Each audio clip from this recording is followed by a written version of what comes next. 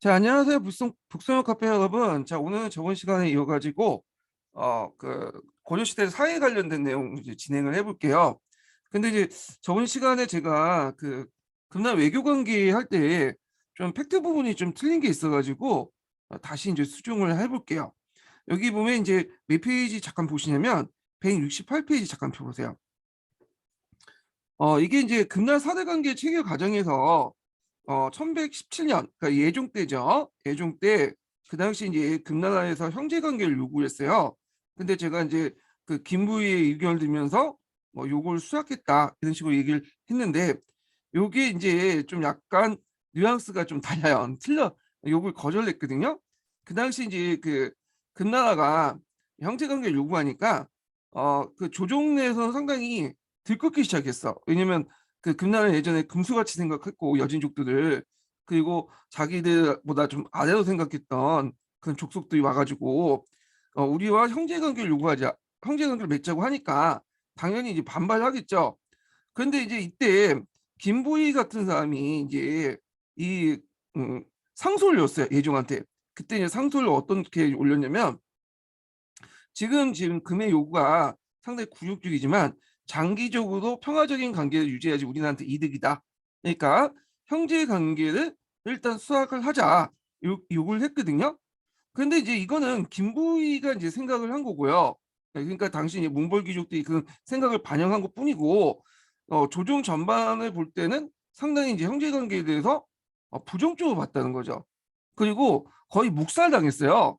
그래서 실제적으로는 거부했다는 게 맞는 거예요. 형제 관계 요구는 거부당했다. 근데 그 당시에 이제 이거에 대해서 김부희 같은 사람들은 장기적으로 볼 때 우리가 이제 이득이 되니까 금의 요구를 일단 수락을 하자.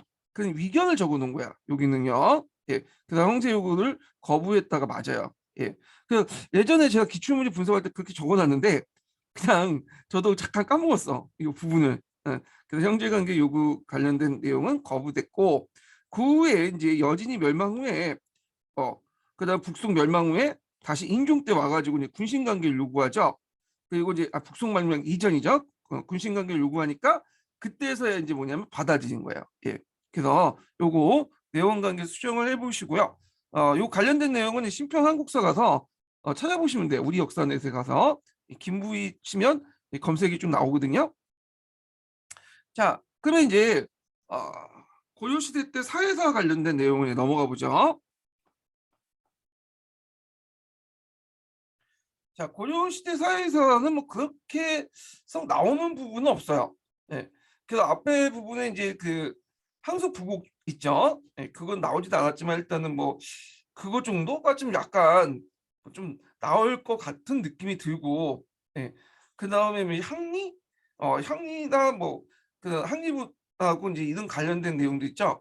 이런 것들이 있고 그리고 예전에 노비 관련된 내용이 있는데 엄밀히 노비 관련된 내용도 조선사 관련된 게 아니라 고려시대 때 관련된 아니 고려시대 관련된 내용이 아니라 조선 관련된 내용이죠. 그래서 특별히 여기에서는 나올 게 없고요. 다만 이제 예전에 좀 언급됐던 게 뭐냐면 조선 전기 때 고려까지 포함이죠. 조선 전기 때 16세기까지의 어떤 그 가족 관계와 그 이후의 가족 관계, 17세기 이후에 성리학적 윤리관이 강화되면서 가족 관계, 그 다음에 상속 관계 이런 변화들을 물어본 적이 있어요. 예. 근데 이것도 16세기 때 전기 때 관련된 내용을 이제 주로 집중적으로 물어봤기 때문에 그 고려 후기 때는 아니에요. 그렇지만 이제 고려 후기하고 조선 전기하고 고려 시대하고 이제 조선 전기 시대 때가 서 연결되잖아요. 그런 측면에서는 이해는 할 수 있어도 여기 또 특별하게 이 고려 사회에 대해서 물어본 건 없거든요. 그럼 일단은 한번 이제 문제 내용을 들어가 보죠. 자, 중세 시대 신분 구조를 이제 좀 볼게요. 여기는 안 나왔지만 일단 양천제사예요. 그 양천제라는 것은 이제 양인과 천인을 구분하죠. 일단 법제적인 신분상 그 양인들에게는 군역이라든지 뭐 요역이라든지 그다음에 공부 이런 것들 부담하고요.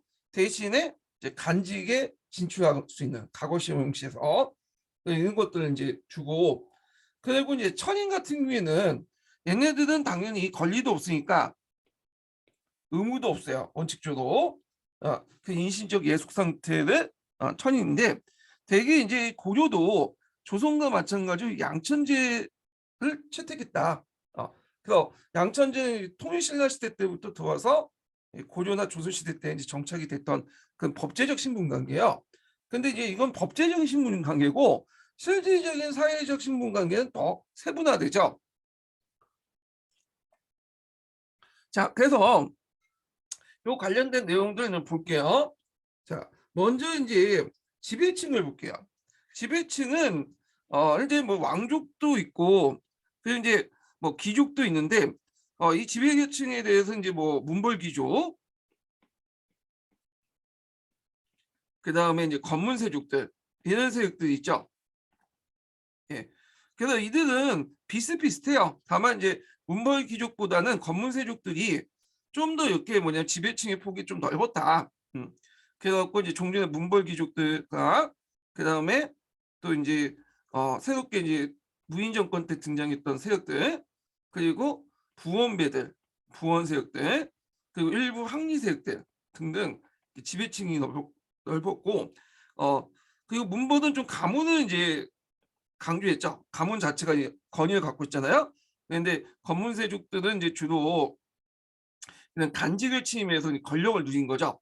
그래서 문벌도 이제 권력이 있지만 가문 자체의 권위에 의해서 움직였던 귀족들이고, 검문세족들은 상대적으로 간직을 가지고 있고 권력을 가지고 정치 권력을 가지고 움직였던 세력들이죠. 물론 문벌 귀족도 그렇지만 상대적 의미에서 이제 그런 거예요. 그래서 자기들끼리 뭐 통혼권 형성하고 뭐 이런 것들인데, 이거 뭐 각자 보시고. 자, 그리고 이제 왕족들인데, 이 왕족은 여기 보시면 이제 그 있는데, 이 왕족들은 되게 왕씨들이죠. 그래서 이 왕족들은 정치 참여를 못했어요. 왕을 제외하고는. 그래가지고 이제 종친불사라고 해서 되게 이제 그 왕을 기준으로 해서 뭐 5대에서 10대까지 정도 정치에 참여를 못 시켰죠. 왜냐하면 통신라 시대 때 말기 때 김씨끼리 지네끼리 이제 왕족들이 지네끼리 싸우다 보니까 완전히 정치를 말아먹었잖아요. 그런 경험이 있었기 때문에 고려 시대나 조선 시대나 이 종친불사라는 원칙을 내세워서 그들에게 경제적 대우까지는 해줬지만 정치는 참여하지 못했다. 다만 이제 10대 정도 지나가서야 이제 뭐냐면 정치 참여를 좀 허용했죠.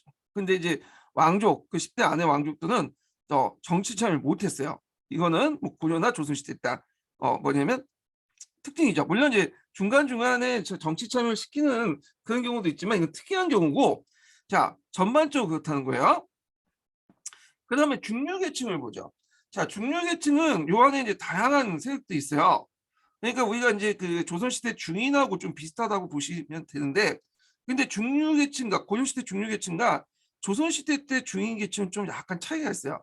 왜냐면 조선시대 때 중인계층들은 나름대로 계층의식이 있었어요. 내가 이제 중인이라는 계층의식이 있었는데, 고려시대 때 중류계층들은 후대 학자들이 그냥 분류해 놓은 것 뿐이지, 이게 얘들 자체가 이제 자기 나름대로 뭐 중인이라는 중류계층이라는 의식은 없는 거야. 네. 오늘날 뭐 중상층이라는 의식, 조선시대 중인의 의식은 없었다. 되게 다양한 계층으로 구성되어 있다. 이렇게 보시면 돼요. 그래서 이제 보면 향리, 그다음에 서리, 그다음에 남반, 잡류 등등 이런 여러 가지 계층으로 구성되었고요. 보통 이제 이런 계층들은 되게 이제 법제상으로는 어디에 포함되어 있냐면 정오에 포함되어 있어요. 그래서 하급 지배층 정도 되는 거예요. 정오라는 것은 특정한 역을 짊어지는 그 사람들 얘기하죠. 고려시대 때. 그가 대비된 개념이 이제 백정이죠. 백정은 이제 뭐냐면 노비는 아니지만 일단 정오보다 좀 낮은 일반 백성들 얘기예요. 예. 그래서 요 백자라는 것은 없을 백자. 정은 이제 남정리할 때 정자 있죠. 그래서 특정한 역이 없는 사람들을 백정이라고 해요. 이 사람들. 자, 그러면 중류를 이제 좀 볼게요. 향리는 앞에서 제가 이제 호적 관련된 내용을 했죠. 그거와 이제 연결돼 있으니까 이제 보시면 되고요. 그 다음에 이제 남방계층을 볼게요. 남방계층은 조선에 없는 이 고려시대에만 있었던 약간 특이한 계층이에요. 아, 그래서 이제 고려시대 궁중의 숙직이나 왕의 시종, 호종, 그다음에 왕명정달 이런 것들이 있는데 대개 보면 이제 좀 약간 출신이 낮아요. 얘네들은. 그래서 보통 이 남반이라고 하는 게 뭐냐면 보통 우리가 양반할 때 동반, 서반 이렇게 하잖아요. 예. 그래서 문무관을 이렇게 나누는데 여기 고려 시대는 이제 왕이 이렇게 딱 있으면 남쪽에 이렇게 쭉 나열된 그 관료 집단들이 있었어요. 예. 관료 집단보다는 좀 약간 뭐냐면 어 이속 집단 그 정도 표현하는 게 낫겠네요. 예. 그래서 이런 집단들이 있었다. 그래서 이제 우리가 생각하는 지배층 귀족보다는 낮은 계층의 사람들이다. 예. 그러면 남반의 출신들 보면요. 태조의 후예도 가난하고 문벌이 반벌하지 못한 자. 그다음에 그러니까 뭐냐면 이제 태조 후예인데 10대 손 이하죠. 뭐 10대 손 이상이죠. 뭐 원친이라고 하는 그 원친도 더 원친 그런 사람이죠. 그러니까 성심화 망씨 정도 그렇게 가지고 있는 사람이죠. 그다음에 양반의 수양아들 가운데 양천이 불명한 자. 예, 얘가 양인이 천인지 불명한 자. 그다음에 잡노의 외손. 잡노는 좀 뒤에 있다 설명을 할게요. 그래서 이제 지인은 문무간에 구별된 하나의 반열로서 이게 이제 왕이 있으면 남쪽에 쓴다고 했죠. 동반과 서반, 문반과 무반을 구분하는 또 하나의 관료 집단이에요. 예. 그래갖고 이제 이렇게 삼반이라고 한다. 그래서 얘네들이 올라갈 수 있는 직이 좀 한정돼 있어. 그래서 초창기 때는 그래도 이제 그 사품직까지 선의사까지 올라갈 수 있었어요. 상한직을. 그런데 시간이 지나면서 이 문종 때 이후에는 7품까지밖에 못 올라가요. 내정 승방 같은 거, 그 정도밖에 못 올라가. 그래서 이제 중앙 집권 체제가 이제 강화됨에 따라서 그들의 지위가 점점 낮아진다는 걸 볼 수 있어요. 예. 그래서 이제 나중에 들어가면 그 밑에 또 낮은 잡류라는 계층이 있거든요.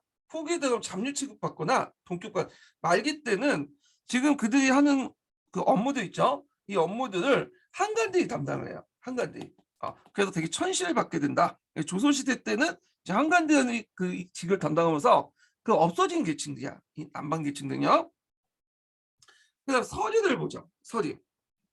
자, 이 서리는 향리 계층들과 좀 약간 겹쳐 있어요. 여기가. 음. 이게 이제 약간 이제 그 이렇게 교집합을 이루는 부분이 있거든요.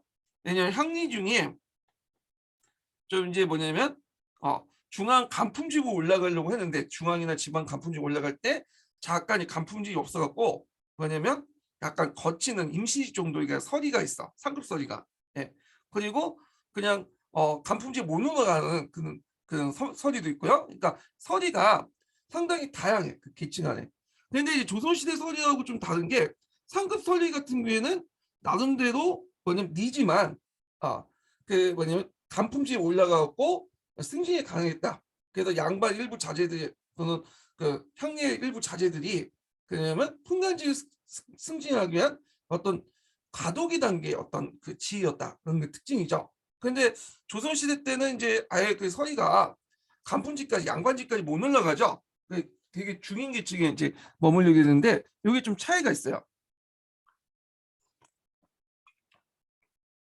자, 그래서 이제 보면 역할을 보면요. 중앙의 각 간석, 풍간의 아랫자리에서 행정실무를 종사하는 분류고요. 그래서 이제 간보다는 리에 속하죠. 보통 관리할 때 보통 사무직들을 리라고 하잖아요. 중앙각사에서 기록이나 문서 작성 시 도필의 어떤 인물을 띄어서 도필리라고 한다. 이거는 니는 서리할 때 이고요. 예. 도필이라는 건 뭐냐면 예전에 그러니까 이제 예전에요. 이제 종이가 쓰이기 전에는 그 춘추 전국 시대 때 이제 그 뭐냐면 나무나 목간에 여기에 뭐냐면 칼로 기록하는 그 관리들이 있었어요. 예. 그래서 이제 주로 이제 그 후에도 종이가 있은 후에도 종이에 기록하고 뭐 문서 정리하고 그런 사람들 서리들을 도필이라고 불렀어요. 예. 자, 그래서 이제 요 그 서리직도 두 가지가 나눈다고 했죠. 두 가지로 상급 서리와 하급 서리가 있는데 상급선이 입사직, 그다음에 여기 미입사직이 있어요. 그래서 이제 여기 주사, 녹사, 영사, 사 같은 입사직은 품관까지 올라갈 수 있어요. 간직까지 진출할 수 있고요. 간호도 진출할 수 있고, 대개 이제 귀족 양반 체제 자제들이나 향리 등 일본 애들이 이제 과거 시험에 합격했거나 음소제를 이용해서 이제 들어가기 전에 품간직으로 들어가기 전에 잠깐 그 중간에 가도기도 받는 그런 뭐냐면 단계의 직위였다, 이렇게 보시면 될 것 같아요. 자, 그래서 이건 조선시대 서리하고 확연히 다르다는 거죠. 조선시대 서리는 얘네들은 그 양반으로 진출할 수 없었죠. 네, 그런 것들과 연결시켜서 보시면 될 것 같고요.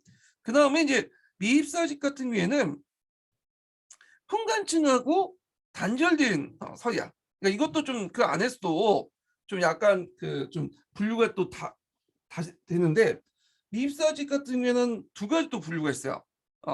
입사직으로 나갈 수는 있지만 품관과 단절되는 그런 계층들과 그다음 아예 그냥 미입사직으로 이렇게 들어가는 그런 계층들이 있는데, 하여튼 하급서리 계층이다, 이렇게 보시면 되고, 우리가 보는 뒤에 이제 잡류라는 그 계층도 여기 미입사직에 포함된 개념이야. 예. 그래서 이런 것들 좀 기억을 해두시면 될 것 같아요. 예. 이 잡류의 자손도 미입사직에 포함된 개념이다, 이렇게 보시면 돼요. 자, 그 다음에 여기 잡류라는 계층이 있는데, 잡류는 앞에서 이제 미입사직 중에 문복이라든지, 이게 여기는 잘 안 되는데, 문복이라든지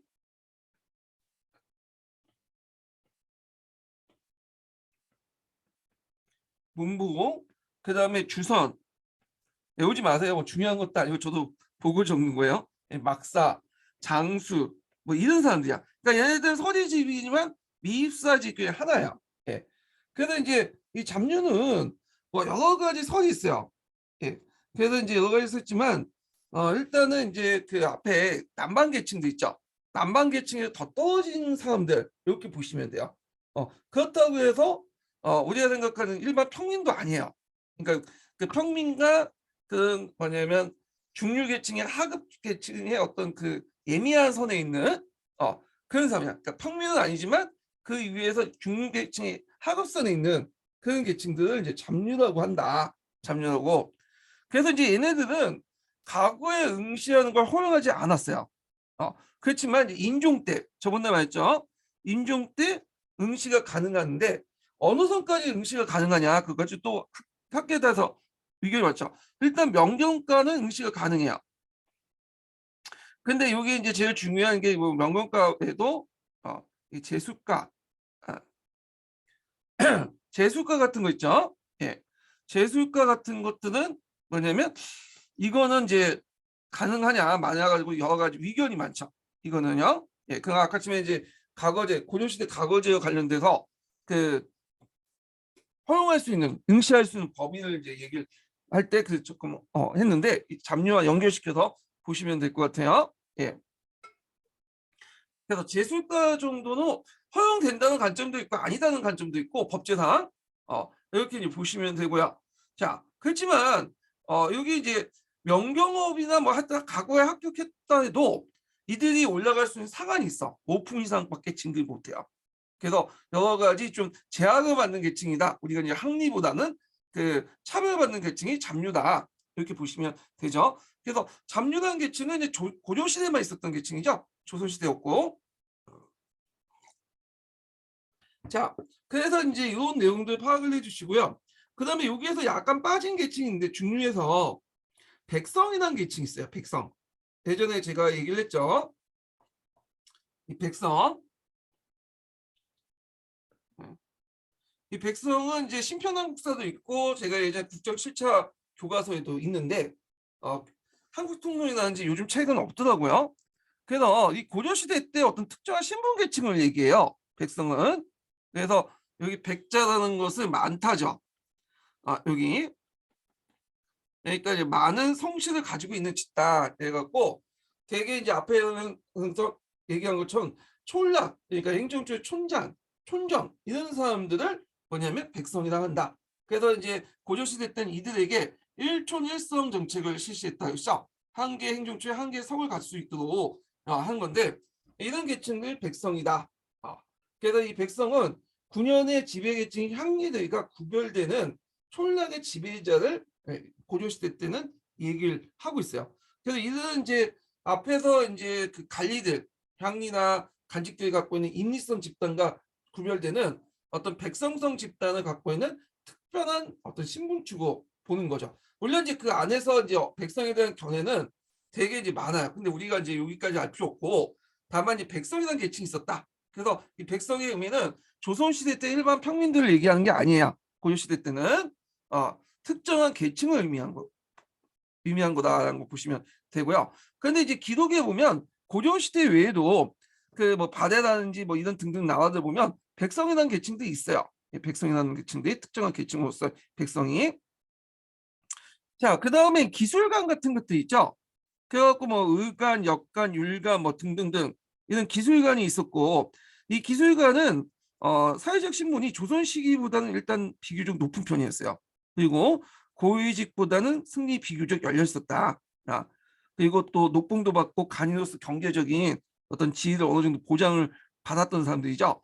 그래서 이제 그것을 알 수 있는 것이 강종 때 그 애들이 강종의 왕권강을 하면서 그 당시 이제 그 작가들, 그러니까 기술관들을 자신의 친위세력으로 삼은 것도 있고 그들 우대한 것도 볼 때 조선시대보다는 사회적 지위가 상당히 높았다, 이렇게 보시면 될 것 같아요.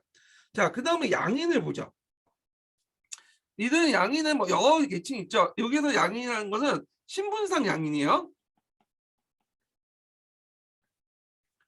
그러니까 여기에서는 신분상 양인이지만 여기천에서 천인 취급받는 식량 역천 계급 있죠. 대표 중에 부국민 같은 사람들이잖아요. 이들은 또 뭐라고 불렸냐면, 특정한 이제 뭐냐면 역이 없기 때문에 백정이라고 불렸어요. 앞에 이제 정호, 중류계층들과 좀 다른 애들이야. 예. 그래갖고 이제 있는데, 자, 여기 이제 정호하고 이제 백정호가 있는데, 일단은 신분상 양인 안에는 정호 계층이 있겠죠. 중류 계층들. 예. 근데 제가 여기 말하는 거는 이 신분상 그 양민이 아니라 사회적 의미의 양민이에요. 그러니까 사회적 의미의 양민은 이 신분상 양민하고 정호는 제외하고, 얘네들은 어느 정도 지위가 있는 애들이고 보통 여기까지 사회적 양인 신분이죠. 그래서 이 백정호가 있고, 그리고 백정호에서 일반 평민도 있고요. 그 다음에 또 상당수가 부국민도 있다. 그래서 이 부국민은 식량 역천의 개념이다, 이렇게 기억을 해두시면 돼요. 여기에서 정호를 집어넣은 거는 법제상 의미에서 이제 양천제 입장에서 이제 그 집어넣은 거고요. 그래서 이제 일반 평민들은 백정호, 그리고 좀 더 낮은 애들은 부국민, 이렇게 보시면 되겠죠. 어, 평민들이 인구 비율에서 제일 높겠죠. 근데 평민들은 별로 좀 존재감이 없나 봐. 그래서 안전이 좀 잘 나가거나 중류계층이거나 아니면 저기 천민들은 문제가 많은데, 너무 이게 평범하다 보니까 어떤 이제 뭐 시험 문제 나올 거는 없어요. 예, 지금까지 나오지도 않았고 조선시대와 비슷해. 그냥 이제 조세 공부 영역을 담당하고, 그래서 이제 뭐 특정한 직역이었기 때문에 백정이나 불렸다. 이건 좀 조사가 좀 다르죠. 조선시대 때는 하층 계급을 이제 그냥 백정이나 불렸죠. 그리고 이제 얘네들 중에 이제 일본은 군인들이 결혼이 생길 경우에는 보충하는 제도가 있어요. 이거 성군이라고 하거든요. 성군의 하나 대상이 백정이야. 성군이 될 경우에는 뭐 국가에서 군인전을 지급했다고 해요. 근데 그때 군인전이라는 의미가 수주를 지급했다, 면세권을 설정했다 등등 있는데, 하여튼 그런 게 있다는 걸 좀 기억만 해주시면 될 것 같고, 자, 부국민들 볼게요. 부국민은 앞에 제가 언급했던 항소보국 관련된 연결시켜서 보시면 될 것 같아요. 차별을 받았어. 일단 여러 가지 차별을 받는데 신분상 양이지만 일단 사회적으로 이제 뭐 제도적으로 차별받았죠. 국학이나 가공시 승려가 되는 걸 금지하고, 형벌상 노비에게 동등하게 취급받고, 그 다음에 자손의 기속에는 천인 같은 대우를 받다. 그래서 군현인들이 부국인과 혼혼해서 낳은 자식들은 모두 부국제에 속하게 된다. 그러니까 이제 이거는 이제 약간 뭐가 비슷하면 일천 직천 비슷하죠. 한쪽이 천인이면 다른 쪽이 그 아들 또한 천인이죠. 그 자식이. 그러니까 그러니까 부와 모가 한쪽이 천인이면 거기에 태어난 자식들은 무조건 천인이 되는 거야. 그러니까 약간 이제 뭐냐면 신분 관계상 이렇게 이제 부국민도 약간 뭐 전이 됐다 이렇게 보시면 될 것 같아요. 이렇게. 자, 그다음에 이제 조세 부담에 차별이 있었다. 그래갖고 이제 향부국민 같은 경우에는 국가 공유지를 경작하거나 특정한 농경의 역을 담당하거나 그게 좀 눈여겨볼 게 뭐냐면 소와 민이 있어요. 소민들. 네, 소민도 있는데 소민들은 특수한 물품을 제작을 하죠. 자, 그 다음에 이제 진, 간, 역의 주민들은 뭐 교통과 통신에 관련된 역을 담당하거나 그래서 이제 역이 세습되기 때문에 일반 군현보다 더 무거운 편이었다. 이렇게 보시면 돼요. 자, 그다음 부국인들을 양인을 보는 관점 이렇게 있는데 대개 보면 이제 그 여러 가지 관점 있죠. 부국민에서 천인을 보는 사람도 있고 양인을 보는 사람도 있고 있는데 전반적으로 학계 이제 통념상 교과서나 이런 내용으로는 신야 역천이 주 관점이야. 예. 그래서 이제 주가의 호적이 부적되지 않고 주인호가 있어야 되는데 주인호가 없다는 거죠. 독립된 그 호적이 있고 그 다음에 각종 공역을 부담한다는 거. 그러니까 그 공역을 부담했으니까 이제 일반 백성들 양인 계층이라는 거죠. 그 다음에 하나의 행정구역으로서 향리, 읍사, 공회정시가 존재한다. 그래서 그 항소 부구간에서도 향리가 있고 향리가 이런 읍사가 있고요. 읍사를 운영하려면 뭐냐면 공유지가 있어야죠. 이 공회전시라고 하죠. 이런 게 있다는 거야. 그 다음에 또 하나가 군현수보다도 항복수가 더 많다는 거야. 그래서 전체 인구의 거의 50%를 차지해요. 근데 전체 인구의 50%를 차지하고 국가 제도 유지가 되겠느냐 그런 거죠. 그래서 얘네들은 뭐냐면 신분상 양인이고 다만 여기천에서 사회적으로 천대받는 계층뿐이다. 그런 관점이 여기 다하고 이제 반영되어 있는 거죠. 그래서 요거 뭐 중요한 거는 같진 않은데 일단은 좀 파악을 해두시고 그다음 천민을 보죠. 천민은 그 예전에 한번 양반의 그 양반이 한다 그죠. 조선시대 천민하고 이제 연결시켜서 나오죠. 고려시대 천민이나 조선시대 천민은 비슷비슷해요. 지위가 특히 노비가 이제 거기가 다수를 차지하죠. 그래서 신분상 천민 중에 상당수가 노비를 차지하고 이들 생활은 노비들은 거의 비슷비슷하다. 조선시대 노비나 고려시대 노비나 좀 비슷비슷하고 다만 이제 제도상으로 약간의 이제 미세한 차이는 있어요. 시기마다. 자, 그러면 이제 고려시대 일단 노비를 가지고 이제 보자. 노비라는 거는 왜 발생되냐면 일단 전쟁포, 형벌 노비, 고리체 노비, 경제적 몰락 등등을 해갖고 이제 발생이 되는데요. 지위는 남에게 소유되고 매매, 징역, 상속되는 천인들이야. 그리고 이제 교육받은 기회가 없고 과거에 응시한 것도 허용되지 않고 간직에 나가는 것도 금지돼요. 그렇기 때문에 당연히 세금도 안 내래. 왜냐하면 권리가 없기 때문에 의무도 없죠. 그래서 얘네들은 원칙상 세금도 안 내고 군역도 안 져요. 예.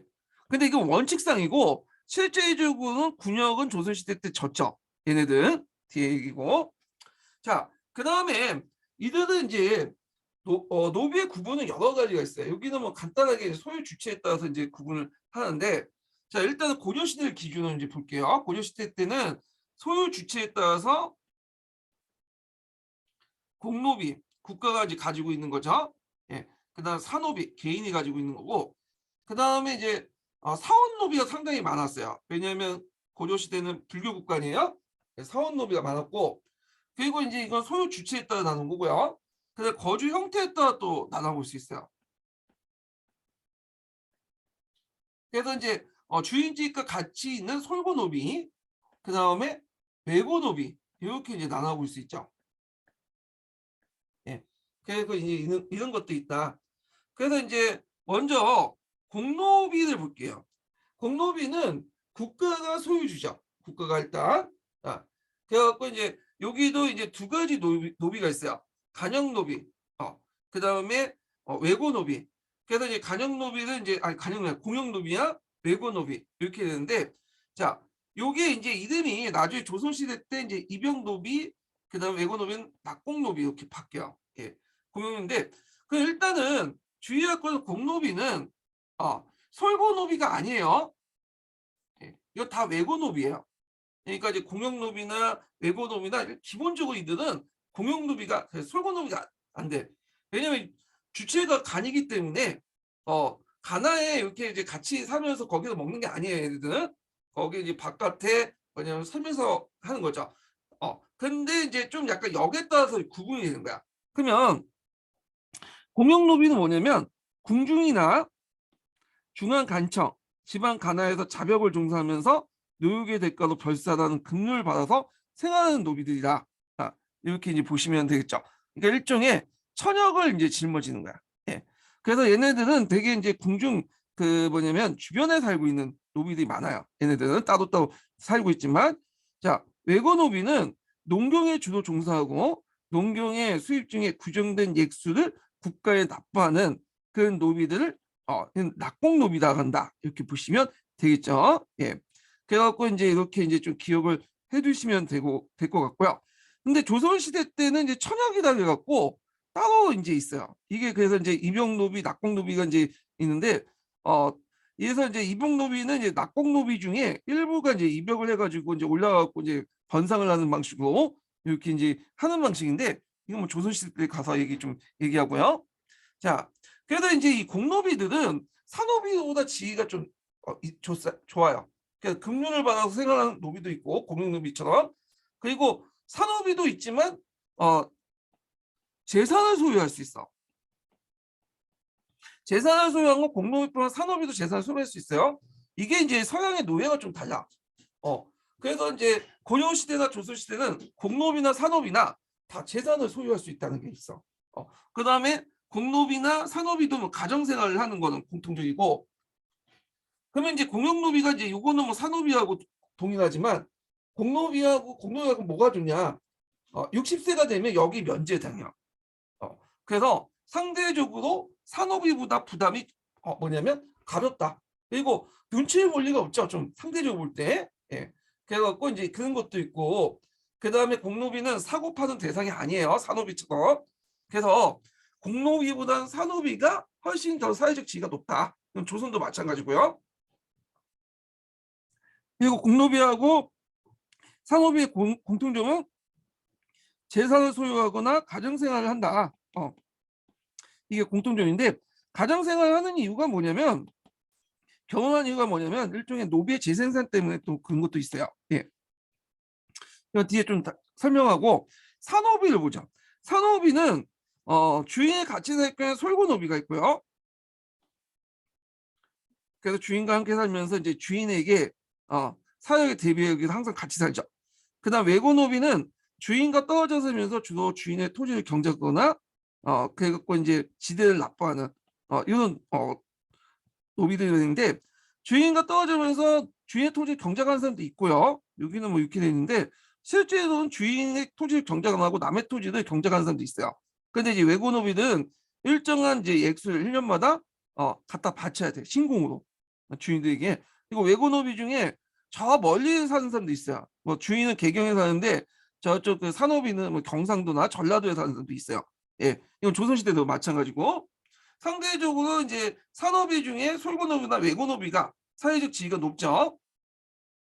자, 그 다음에 결혼 및 이제 신분 세습 관계를 보면요. 자, 이거는 산호비 이제 관련된 걸 공노비 이제 연결돼서 이제 같이 보는 건데, 자, 여기 보면 원칙적으로 동색혼이에요. 네. 동색혼이라는 건 뭐냐면 같은 색깔의 혼인이다. 대개 보면 얼굴 때깔을 보면 얘가 이제 양인인지 천민인지 알잖아요. 예.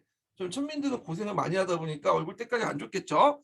그래서 비슷한 색깔끼리 얼굴 때깔끼리 결혼한다. 같은 신분끼리 결혼하는 게 원칙이야. 양인은 양인, 천인은 천인. 그렇지만 이거는 원칙일 뿐이고 실질적으로 양촌 교훈이 많죠. 예.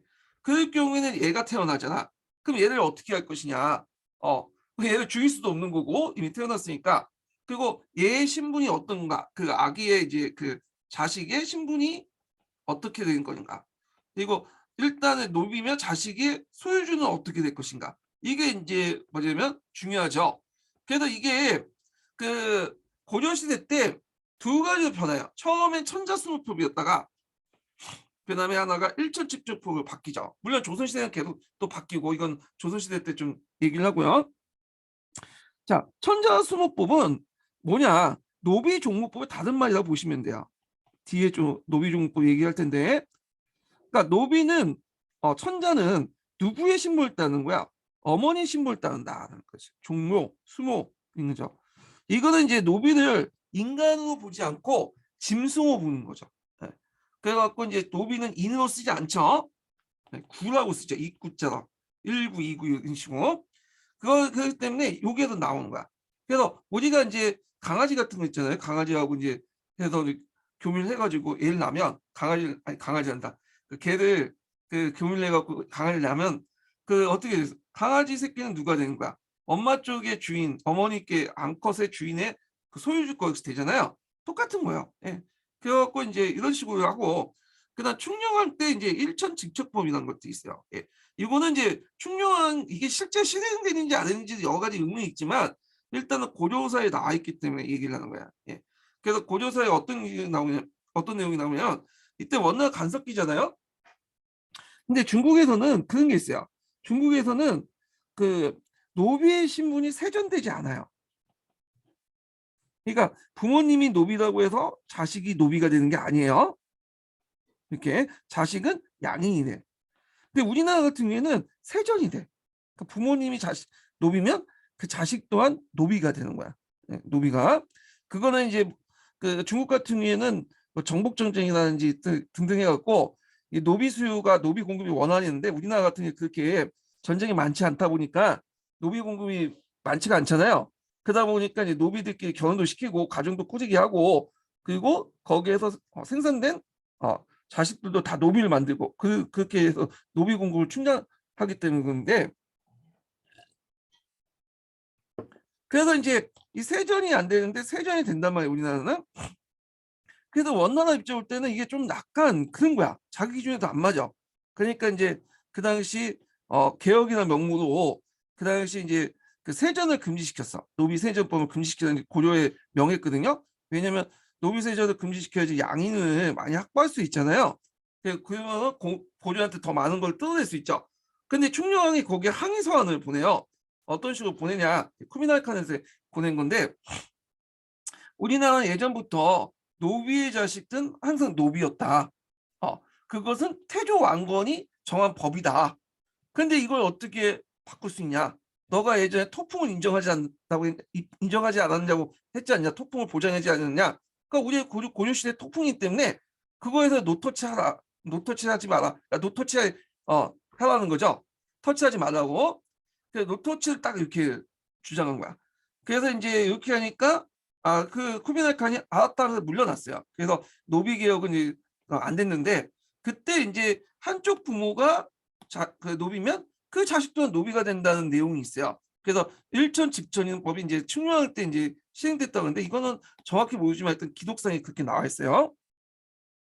자, 그 다음에 노비 이제 이거는 그 노비 신분 관련된 내용이고 노비 소유권 관련된 내용이 있어요. 이게 천자수목법 또 모자수목법이라고 하죠. 예. 근데 이건 노비 소유권은 이제 그 크게 변하진 않아요. 아까 신분관계 변화는 조선시대까지 여러 이제 변하긴 하는데 조선시대 얘기하는데 노비 소유권 관련된 내용은 일단은 조선시대나 고려시대나 동일해. 이거는 전혀 그래서 이제 어머니 쪽의 소유주도 되는 거야. 어머니 쪽의 소유주. 둘 다 이제 노비일 경우에 그러니까 어머니나 아버지가 다 노비일 경우에 어머니 쪽 소유가 된다. 이게 천자수목법이에요. 그러니까 천자수목법 두 가지 의미가 있어요. 하나는 이 모자 종목법이라고 또 하죠. 모자 종목법, 그 다음에 천자수목법 두 가지 의미인데 첫 번째는 앞에서 이제 신분 관계에 관련된 내용이죠. 양총 교훈이권 신분 관계에 관련된 내용이고 여기 노비 소유권은 이제 모자 종목법, 천자수목법은 어머니 쪽의 소유주 기숙관의 모자 종목법이에요. 천자수목법. 그러니까 두 가지 의미가 있다. 노비 소유권상의 의미와 그다음 양총 교육권의 그 신분의 변화 관련된 내용. 그래서 앞에 3번은 양총 교육의 교훈이권의 신분상의 변화고 여기는 노비 소유권은 소유권 관련된 내용이야. 예. 양쪽이 부모나 부나 모나 다 노비일 경우에 누구한테 소유권 넘어가냐? 어머니 쪽 소유권 넘어간다. 뭐 그런 내용인데. 자, 그러면 제가 이제 표로 정리를 해봤어요. 표로. 자, 그리고 이제 그 노비 이제 그 신분관계 일천 직전에 입각해서 이제 좀 보면 노비 소유권이 어떻게 이제 넘어가나 볼게요. 이 두 개를 결합해서 일천 직전과 그 다음에 여기 총목 천자수목별 과합돼서 아마 신분관계를 정리를 해봤는데 제가 정리한 건 아니고 이게 그 저기 어디야 역사과 부도에서 이제 발췌한 거죠. 예, 말은 정확히 해야죠. 자, 일단 부가 노비고 모가 노비면 모가 노비면 자녀 또한 노비예요. 이거는 뭐 당연한 거죠. 그래서 이제 천자수목법 따라서 모의 주인이 되는 거고. 근데 여기에서 이제 두 가지가 이제 딱 있어. 이게 좀 복잡해. 부모가 양인이고 그 다음에 또 어머니가 노비면 자녀 또한 노비야. 대개 보면 이제 부가 아버지가 양인 경우가 되게 많아요. 조선 후기 때 제외하고는. 그래서 이제 일천 직전에 따라서 노비가 되는 거고 당연히 이것도 소유주가 이제 어머니 쪽에 소유주가 되는 거죠. 그 자식은. 자, 그 다음에 이제 아버지가 노비고 그 어머니가 양인인 경우가 있어. 이거는 약간 시기하는 건데, 이거는 근데 조선 후기 때는 이런 것들이 좀 많았어요. 이건 뒤에 좀 얘기하겠지만, 하여튼 일전 직천에 의하면 당연히 한쪽이 노비이기 때문에 부모님이 저희 아버지가 노비이기 때문에 노비가 되는 거예요. 자녀도. 그럼 소유주는 누구냐? 이럴 경우만 예외적으로 부의 주인이 되는 거야. 예. 그래갖고 요거는 예외적이지만 나머지는 뭐냐면 다 어머니 쪽에 뭐냐면 소유주 넘어간다. 그래서 어머니가 양인이지 않은 이상은 다 자녀의 그 소유권은 부모님의 어머니 쪽의 주인한테 넘어간다. 이렇게 보시면 될 것 같아요. 자, 그래서 이제 이렇게 해서 이제 전반적으로 공노비, 뭐 산노비 등등 해서 노비 소유권 관련된 내용을 좀 얘기를 했어요. 예, 이걸. 그리고 이제 신분관계 관련된 내용도 했고요. 자, 이건 조선시대 때 한번 또 정리해 볼게요. 시험에 나온 거는 조선시대 관련된 내용이 직접적으로 언급됐기 때문에 근데 그건 좀 나중에 좀 얘기를 하고요. 자, 사원노비를 보죠. 사원노비. 자, 사원노비는 사원에 딸려 있는 노비죠. 그래서 이 공노비를 이제 국가나 귀족들 국가에서 지급하거나 그 다음에 귀족들이 개인이 소유한 산노비를 신압하거나 사원이 양민들 노비도 만들거나 등등 해갖고 사원노비가 생기는데 이 사원노비는 공노비도 아니고 그렇다고 산노비도 아닌 그러니까 하나의 분류예요. 고려시대 때는 하도 그 사원노비가 잘 많다 보니까 그래서 종류도 이제 두 가지가 있어요. 사사노비 세 가지가 있죠. 사사노비, 법손노비, 그 다음에 그 사안노비 이렇게 이제 있다. 자, 사사노비는 어떤 사람들이냐? 얘네들은 소유 주체가 개인이 아니라 사원이야. 사원이나 법인, 법인하고 하는 게 좀 웃기지만 하여튼 사원이 소유한 노비다 이렇게 보시면 돼요. 그 다음 법성 노비는 사원이 아니라 개인 승려가 소유한 노비를 얘기해요. 승려 개인이 소유한 노비를 말하고 그 다음에 이제 사원 노비도 일종의 이제 그 개인 승려가 소유한 노비를 볼 수 있죠. 예. 이렇게 있는데 이 둘이는 개인 승려가 소유하는데 이게 왜 다른지는 저는 잘 모르겠어요. 여기는 거의 안 나와 있더라고 풀생 같은데. 자, 하여튼 뭐 이렇게 있고 그래서 이 사람들은 이제 주로 토지 경작이 아니라 주로 이제 명령을 전달하고 사원에 이제 사원관이 이제 명령 뭐 간하고 사원관의 연락 그다음에 지사는 이제 여러 가지 신분업 같은 걸 얘기하죠. 그다음에 뭐 뗄나무 그다음에 뭐 반차마전 등등이 있다. 이렇게 보시면 돼요. 그래서 이제 대표적인 인물 중에 이의민 아시죠? 이의민. 그 이의민의 어머니가 사원노비였어요. 아버지는 이제 소금장수였고, 그러니까 이의민을 일천 직전했다면 이 사람은 뭐가 되는 거야? 신분상 천인이 되는 거죠. 천인. 천인인데 이 사람이 나중에 집권자가 되잖아요. 그러니까 어떻게 돼? 사람들 입장일 땐 이게 역할 모델이 되는 거죠. 이의민 같은 천민도 한나라의 집권자가 되는데 우리가 뭐 못할 수 있냐 그런 말이 나올 수밖에 없는 거고 이의민한 존재가 그 우인 정권 시기 때 상당히 이제 뭐냐면 신분 해방에 자기가 유도하지는 않지만 큰 역할을 했던 사람이에요. 이 사람이. 예. 자, 그래서 이제 이런 것도 있고요. 그 다음에 이제 천인은 그 노비만 있었던 게 아니죠. 네. 양수척이라는 사람도 있었어요. 양수척, 제인 그런 사람들이 있었거든요. 양수척, 그 다음에 하척이라고 하죠, 이 사람들. 그래서 이제 요거에 대한 기록이 되게 이제 뭐냐면 기원에 대해서 여러 가지 서 있어요. 여진족, 거란족의 후손 중에 서 생겼을 것이다. 그래서 얘네들 보면 떡대가 크고 키도 크고 그런 사람들이 많다. 뭐 이런 기록도 있고, 그 다음에 후삼국 시대부터 이제 고려에 떠돌아다녔던 천하에 종사하는 사람들이다. 그런 사람들인데 이 사람들 한 곳에 정착하지 않고 대개 보면 이제 돌아다니는 게 좀 특징이에요. 그래서 유기그릇을 만들어 팔거나 도상업에 종사하거나 그다음에 이렇게 강대도 하거나 등등 있는데 여러 가지 직종에 이제 종사를 하고요. 그래서 그 직종에 따라서 이제 여러 가지 또 이제 또 분류가 돼요. 예. 근데 우리가 여기까지는 알 필요 없고, 자, 그래서 이제 있고 이들은 이제 조선 시기 때 초기 때 백정, 그러니까 도산업자 뭐 이런 애들 있죠. 거기에 호시가 된다.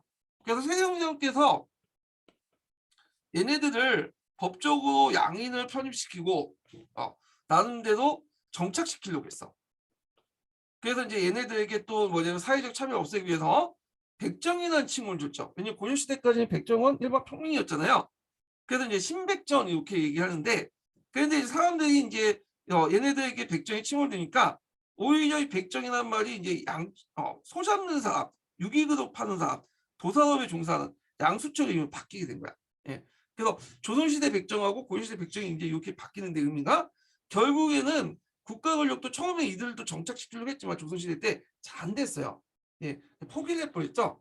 그래서 이제 조선시대 때 그 이 하척 계급에 대해서 여러 자료들이 있다 보니까 이제 양인을 만들었다 아니다 등등 해갖고 양인설 천인설인데 전반적으로 양수천은 고려나 조선시대 때 천인 역할이었어요.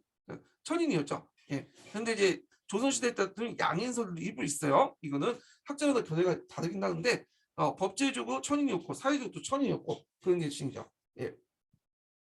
자, 그래서 이제 이렇게 있고 그 다음에 제인을 보죠. 제인은 여기 안 나와 있네.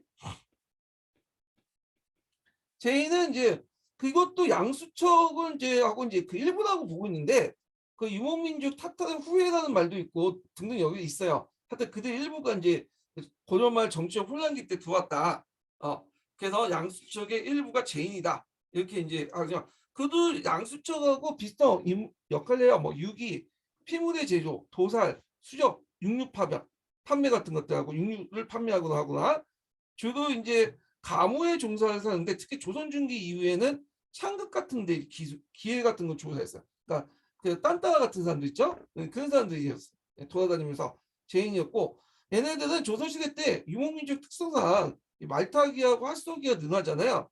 그래서 이제 연말선초 시기 때 외적의 방어나 내란 평정할 때 동원됐다. 기마병으로. 그게 제인인데 학자들이 제인과 양수처럼 어떻게 보느냐가 의견이 또 많아. 예전에 공무원 시험 때문에 그것 때문에 또 문제 많았고 그랬는데 그냥 비슷한 계층이나 보시면 돼요. 예? 그리고 양수청의 하나의 일종 이렇게 보시면 돼요. 이걸 제인과 양수청을 정확히 구분이 안 돼요. 일단 구분할 필요도 없고 그냥 같은 무리 이렇게 보시면 될 것 같아요. 이렇게. 자, 그 다음에 이제 가족제도 보죠. 그래서 예전에 아까 이제 얘기한 것처럼 이 가족제도 관련돼 갖고 시험 문제에 한번 나왔는데 잠깐만요. 이게 이건 좀 약간 빠졌네. 여기 이제 고려시대 신분 상승 관련된 내용이 좀 빠진 것 같아요. 그래서 요거는 따로 좀 정리를 할게요. 제가 추가로 집어야 될 것 같은데 이게 이제 한국통론이나 교과서에 그 나와 있기 때문에 요건 좀 정리 좀 할 필요가 있어요. 자, 고려 사회는 신분 사회죠. 신분제 사회야.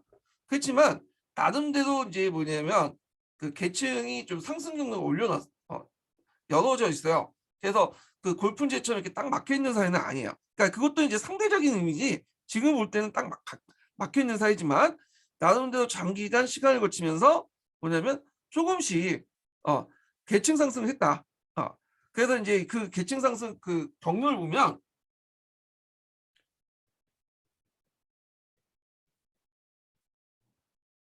그래서 이제 향리 같은 경우에는 뭐 과거 시험을 통해서 문만 계층, 문벌 귀족들이 되는 게 많죠. 특히 고려시대 항리는 일종의 새로운 피를 계속 끊임없이 중앙 관료에 불어넣는 그런 역할을 해요.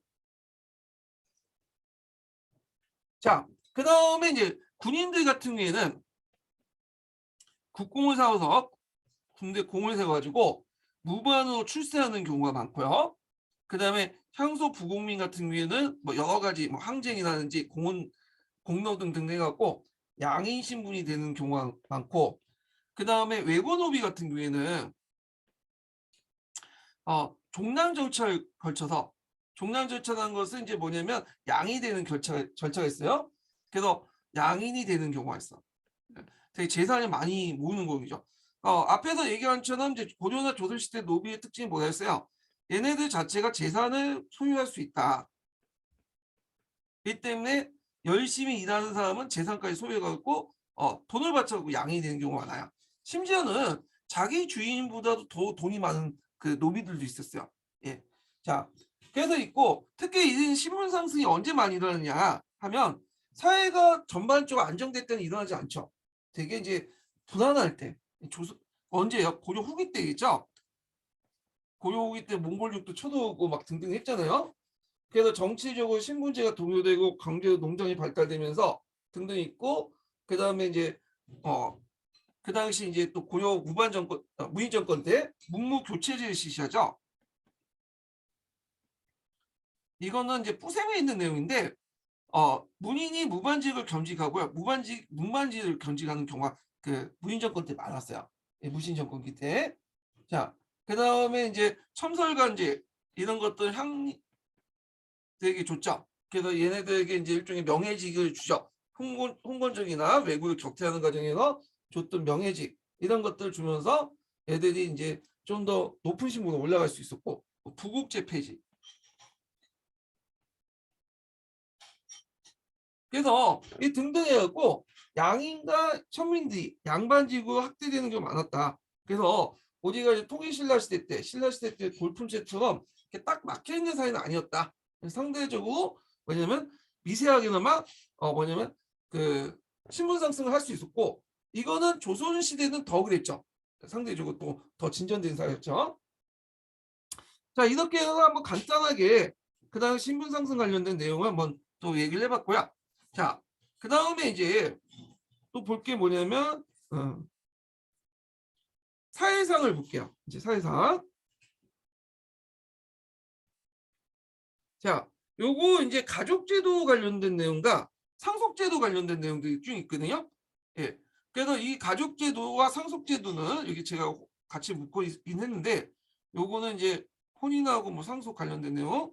이거는 조선 전기까지 계속 가요. 예, 보통 16세기까지 보죠.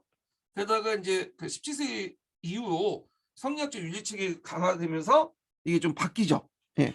그래서 조선 전기하고 고려 시대까지는 한 묶음이라 보시면 돼요. 물론 여기에서 이제 조선 전기 때 약간의 좀 차이가 있어. 처와 첩을 분리시키고 그런 점은 차이가 있지만 전반적으로 약간 비슷한 사이였다. 이렇게 보시면 돼요. 근데 그게 이제 바뀌게 된 게 17세기 이후야. 양난을 거친 후에 성리학적 가치관이 강화되면서 이제는 성리학적 가치관이 정치적 윤리뿐만 아니라 사회 전반으로 확산이 되잖아요. 예. 그러면서 이제 사회 구조나 이런 가족제도, 상속제도 바뀌게 돼요. 예. 그래서 예전에 이거 관련된, 그래서 17세기 전후로 해가지고 어떤 사회 변동상 이런 것도 예전에 시험문이 나왔어요. 예. 그러면 이제 좀 볼게요. 물론 이제 조선 전기하고 고려 시대 때는 약간 다른 것도 있어요. 예. 그걸 감안해서 좀 보셔야 돼요. 자, 여기에서 고려는 혈연이라는 개념이 포괄적으로 인식됐기 때문에 권리와 의무가 북에나 목에 다 동등하게 적용된다. 이걸 이제 무슨 거라고 뭐라고 얘기하냐면 쌍계적 혈통관념이라고 해요. 쌍계적 혈통관념. 북임을 강조하는 게 아니라 목이나 북에 다 강조하는 거야. 그러다 보니까 권리도 동일하게 주어지고, 권리가 주어지면 의무가 또 동일하게 주어지죠. 예. 그 다음에 이제 그 고려 시대는 혼인제도는 남자가 여자 집에 들어간 솔선혼이다. 그러니까 이걸 쉽게 말하면 낭기 여가혼이라고 하죠. 예. 그래서 정근대 시대 때 16세기 이전까지 다 낭기 요가혼이라고 보시면 돼요. 남자가 여자 집에 가는 거야. 예. 왜? 여자의 노동력을 가져오잖아, 남자 집에. 그럼 대신 일을 해줘야 될 거 아니에요? 그래서 그 여자 집에 가서 뭐냐면 얘가 키울 때까지, 얘가 자랄 때까지 거기에 일을 해주는 거야. 이게 정통이에요. 자, 그러니까 이제 남자들의 지위가 상대적으로 가정 내에서 낮을 수밖에 없고, 그 가정에서 여자 집에 있는데 첩을 들여서 살아날 수는 없겠죠. 눈치가 보이죠, 어떻게? 예. 자, 그래서 이거 고려의 정통속은 특별한 권력자를 예외를 한다면 대부분 일부일처제예요. 그래서 이제 일부일처제고, 다만 이제 왕씨는 제예요. 왕씨는 일부 다처제야.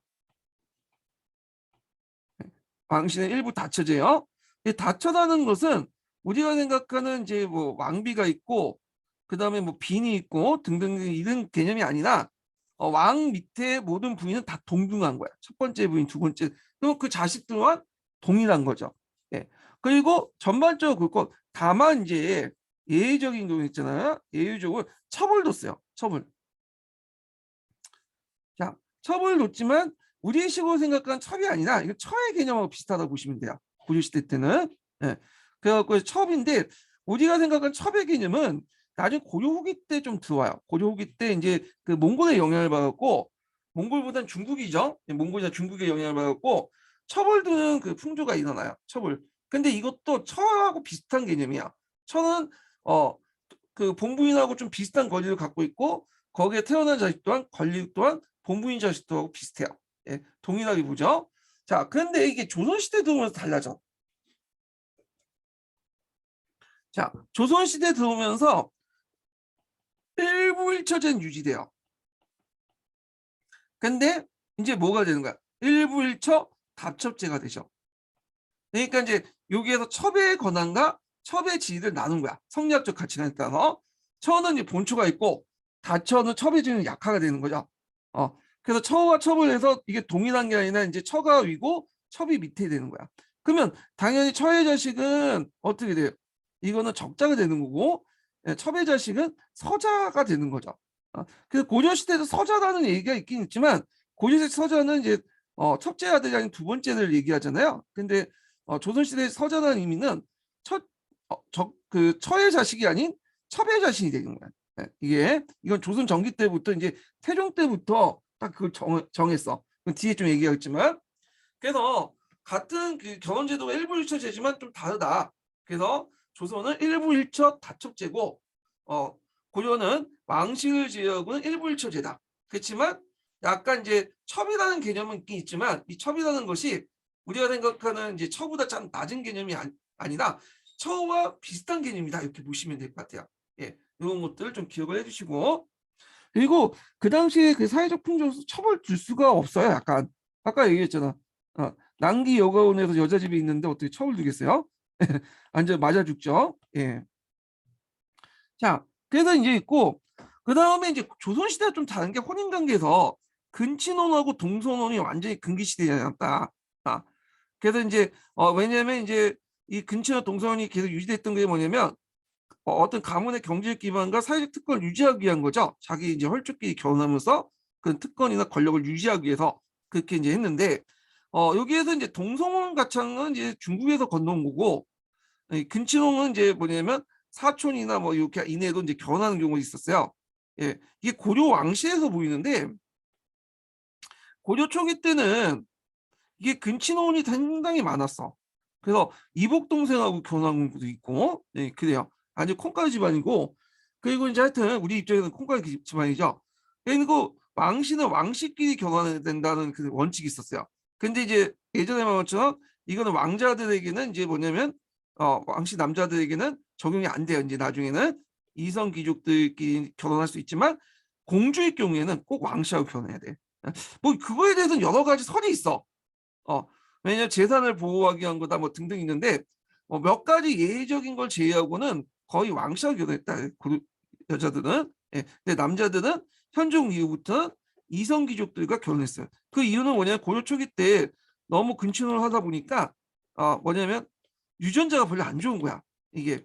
그래서 이제 그 자손들이 적다 보니까 이게 문제가 생긴 거죠. 예. 죽고 빨리 죽고 그러니까. 그래서 그런 것들을 이제 좀 피하기 위한 거다 이런 거죠. 근데 조선시대 들어오면 근치혼은 당연 안 되고 동성부혼이라 해갖고 중국식 제도인데 이것도 안 돼요. 예. 그래서 이런 것들이 이제 뭐냐면 몽골 이후부터 조금씩 이제 확산이 돼가지고 조선시대는 완전히 정착이 됐다 이렇게 보시면 될 것 같아요. 근데 이제 근친혼 같은 경우에 나름대로 과학적 근거가 돼 있죠. 근데 이 동성동본 그 결혼시키는 거 금지시키는 거는 이거는 약간 그래.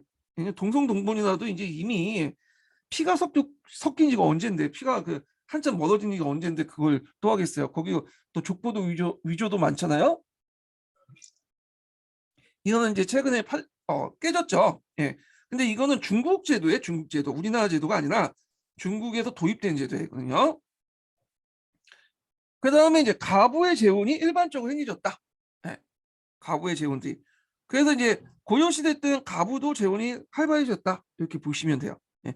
그러면 주의할 건 그럼 가부의 재혼이 일반적으로 행해졌다고 해서 가부가 못돼도 이제 부인이 싫다고 해서 이혼을 요구하냐 지금처럼 그런 개념을 보면 안 되고 예가 있어요. 뭐 사별할 경우야. 그 다음에 그 남편이 부인을 버릴 경우에 얘를 이제 난 부인 아니다 이거 버릴 경우에만 뭐냐면 재혼이 가능해요. 재혼이. 예. 그래서 이제 우리가 생각하는 재혼이 가능하다고 해서 멋대로 재혼한 게 아니에요. 지금 고려시대도 이런 예외적인 거가 있다. 그럼 조선시대는 뭐냐? 조선시대 때는 재혼 자체를 금지시키는 거 없어요. 조선시대 때도요.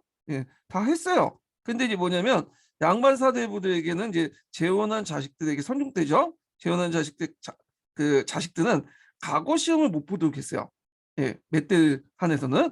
그러다 보니까 이제 양반 사대부들은 그걸 이제 뭐냐면 그 하면 그 자식들 피해를 끼칠 수 있으니까 재혼을 안 했던 거죠.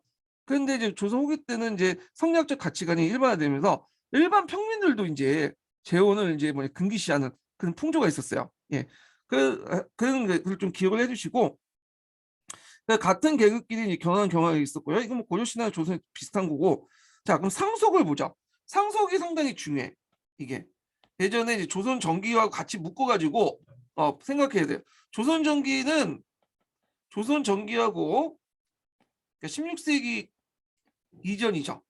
이전 16세기 포함 이전하고 조선 후기하고는 상속이 달라요. 예. 이게 예전에 한 2번 정도 나왔어요. 기출문제로. 예. 그래서 이렇게 보면 자 여기 이제 표를 보죠. 여기 표 보기 전에 이제 첫 번째 인증문 알려드릴게요. 첫 번째 인증문은 99번입니다. 네, 첫 번째 인증문 99번이에요. 자, 여기 보면 이제 낭기 여가온이 있죠. 남자가 여자 집에 가잖아요. 그러면서 이제 부계나 모계 같은 쌍거적 활동관념이 생겨. 네. 그리고 이성 자코촌 있죠. 왜냐하면 이제 남자가 여자 집에 가다 보니까 같은 이제 성보다는 다른 성끼리 이제 촌락이 형성되잖아요. 그러면 부계와 모계가 똑같고 부계와 모계가 똑같다는 것은 아들과 딸이 동등하다는 인식을 가지게 되는 거야. 그러면 당연히 아들과 딸에게 어떻게 돼요? 군분상속이 돼 있죠. 군분상속. 그러면 권리도 똑같이 주어지면 당연히 의무도 똑같이 해야 되겠죠. 그래서 제사도 어떻게 동일하게 돌아가면서 해요. 그래서 이걸 윤회봉사라고 하죠. 아들, 딸, 순번 전하면서 돌아가고 그 다음에 외손도 뭐냐면 외손 봉사를 해갖고 이제 하고요.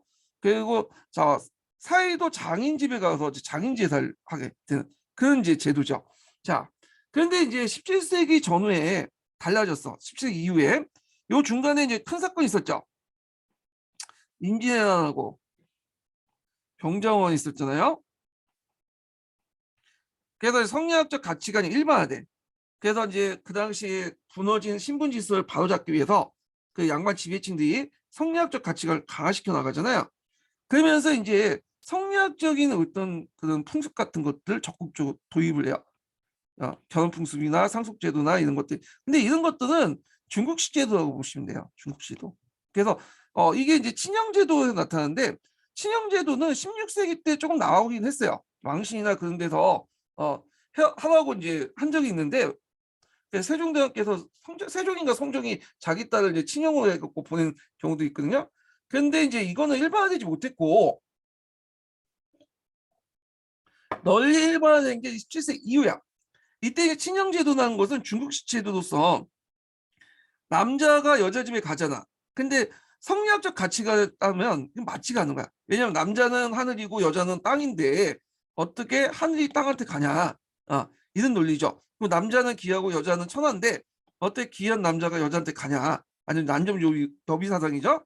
그래서 이거에 입각해서 뭐냐면 당연히 여자가 남자 집에 가는 게 맞다. 그래서 여자가 남자 집에 가서 거기 혼례를 치우고 거기에서 완전히 이제 귀신이 될 때까지 그 집 귀신이 될 때까지 살아야 된다는 논리가 이 친형제도야. 근데 이제 우리나라 같은 경우는 아직 그 낭기 여가원에 대한 풍습이 있잖아요. 그러다 보니까 완전한 친형은 아니고 반친형이야. 예. 일단 이제 남자가 여자 집에 가서 혼례를 치러요. 하룻밤 잔 다음에 여자를 데려오는 거야. 예. 이때부터 이제 뭐냐면 시집살이가 되는 거죠. 예전까지는 장가 간다. 장인 집에 간다는 장가 간다는 의미가 있었는데 자, 그러면 이제 그러다 보니까 이제 부계와 모계가 동일하다 생각보다는 뭐냐면 이제는 부계와 모계 중에 부계가 더 강하다 이런 식이 생기죠. 부계의 혈통관념이 더 강하게 생기고 그리고 여자를 제외하고는 시폰 여자를 제외하고는 다 동성이야. 예. 그런 것들 동성축이 형성된다. 그리고 이제 또 성리학적 가치관은 적장자를 되게 강조하잖아요. 그러니까 적장자 우선주의도 나서요. 그래서 상속가도 적장자가 더 많이 받고 그리고 당연히 의무도 권리도 많이 받았으니까 의무도 적장자가 제사를 지내는 거죠. 이런 것들이 이제 뭐냐면 연결됐다는 거죠. 그러면 여기에서 이제 적장자가 땅을 많이 갖다 보니까 어떻게 대지주가 등장해. 만석군들이 많이 등장해요. 예전에는 만석군이 등장할 수 없는 환경이었어요. 왜냐하면 땅을 다 나눠다 보면 3대 4대 들어가면 그냥 아무리 큰 부자라도 지나가면 뭐냐 중소지주 일반 평면에 떨어져 자장용으로. 그래서 이제 부자가 3대 간단 말이 여기서 나온 거예요. 예. 지금 다른 의미로 쓰이지만 근데 이때는 이제 계속 부가 특정 아들한테 이제 계속 집중이 되기 때문에 세습이 되기 때문에 대주주들이 등장하는 배경이 되었다. 상속제도 측면에서. 자, 그러면 이제 하나하나 보죠. 자, 자녀 군분 상속은 아까 이제 고려 전기까지 이제 조선 전기까지 이제 행해됐다고 했죠. 상속 분쟁이 발생하면 군분 원칙에 따라서 적장녀와 영장자 우선세 상속목을 배분하도록 법제를 정했다. 그래서 자녀 군분 상속은 조선 초였던 건국대전에 그대로 있어요. 그래서 이제 토지나 노비나 이렇게 이제 상속을 할 때 이렇게 균등 분배를 원칙한다 이렇게 있죠. 근데 이제 문제는 수조지 상승이야. 고조 시대 같은 경우에는 전시가 있잖아요. 전시가는 원래는 상속이 안 돼요. 예. 근데 직역이 상속됨으로써 당연히 그 반대국분의 수조지도 상속이 돼요.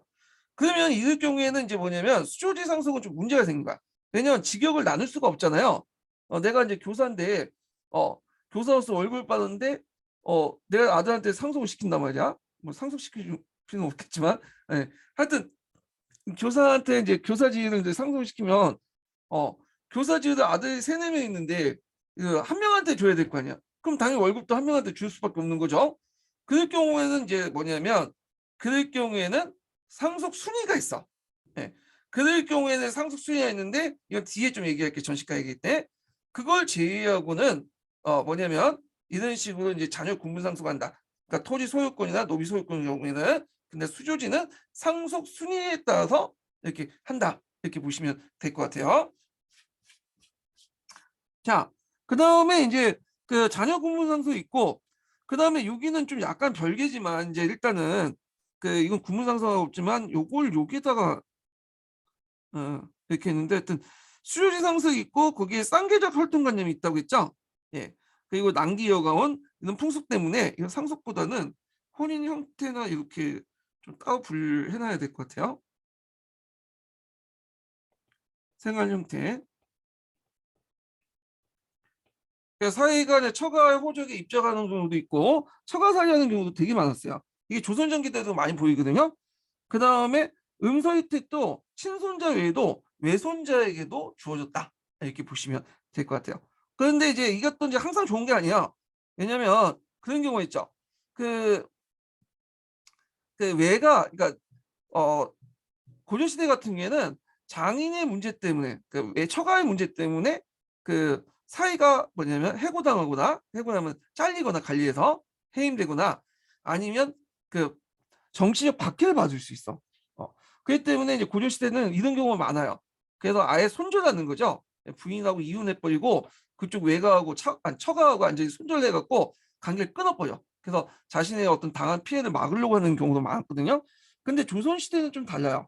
일단 여자가 시집을 왔으면 일단은 그 집안에서 떠들 때까지 살아야죠. 그리고 이제 그 집안은 사람이 아니야. 그렇기 때문에 이제 이런 것들은 부계적 의식이죠. 그렇기 때문에 사회가 장인 때문에 장인이 어떤 정치적 번란을 받아서 당하고 그 피해가 사회한테 오지 않아요. 딸하고 이제 별개이기 때문에. 예. 그래서 이제 이런 이거는 모계관념이 부계관념이 강하기 때문인 거죠. 근데 고려 시대는 처가 문제가 때문에 사회가 되게 뭐냐면 고통받는 경우가 많기 때문에 처를 벌이는 경우가 되게 많았다. 근데 조선 시대는 어 사회가 장인이 뭐 정치적 박해를 받고 쫓겨나고 죽음을 당해도 사회한테 영향을 끼치지 않았다. 이렇게 보시면 될 것 같아요. 자, 그다음에 윤회봉사 같은 경우에는 딸들이 상속에 대등한 권리를 지닐 뿐만 아니라 부모에 대한 봉양도 딸과 아들이 동시에 해야 된다. 아, 그래서 이제 분분상승을 했으니까 윤회봉사를 하는 거죠. 그래서 이제 형제자매들이 돌아가면서 준비하면서 거행한 윤회봉사가 풍수에 있었고 딸이 죽으면 이제 그 외손자가 하죠. 네. 그래서 외손봉사도 있었어요. 외손봉사가 외할아버지는 외할머니 제사도 같이 지낸다. 이렇게 보시면 돼요. 자, 그래서 이제 이렇게 이제 밟고요. 자, 좀 쉬었다가 경제사 부분으로 넘어갈게요.